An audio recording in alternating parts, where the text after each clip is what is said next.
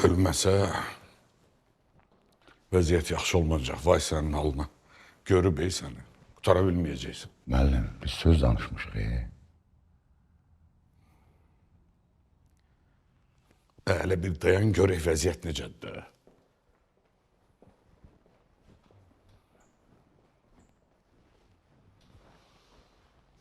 Salam. Siz də buradasınız. Necədir Rəfiqə xanımın vəziyyəti?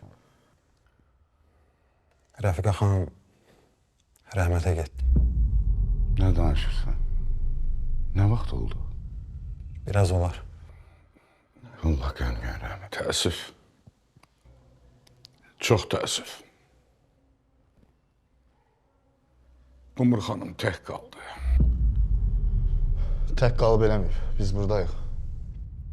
Bir dəqiqə, siz Rəfiqə xanım siz gətirmişdiniz də xəstəxanaya. Necə olmuşdu hadisə?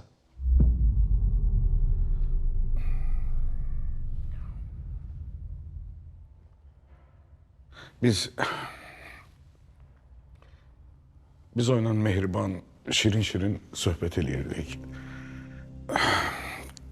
Qumur xanıma görə gəlmişdi.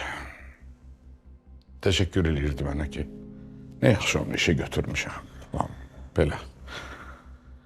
Belə sevincək də döndü, gedəndə maşın gəldi, vurdu onu. Hansı maşın mənim?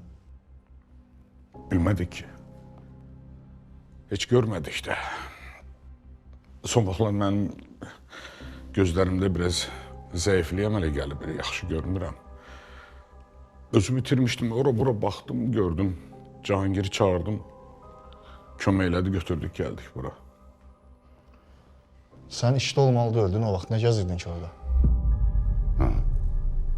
Boşa düşmədim. Mənim işim ola bilməz. Bir dəqiqə. Nədir, yoxsa məndən şübhələnirsən? Sultan, sənin işin gücün yoxdur, bir şey olan kimi Cahangir.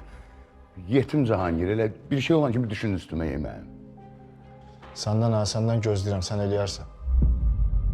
Ay mənim, mən heç nə demirəm. Sən canım, özün görürsən də, adamı elədiyi yaxşılığa görə peşman eləməyin. Neynədim mən? Bir də ki, bu söhbətlərin heç bir mənası yoxdur. Allah rəhmət eləsin, daha ölən öldü. Neynəyək, durub dalaşaq, diriləcək. Cahangir. Gəlmə. Yaxşı, Sultan. Qumru?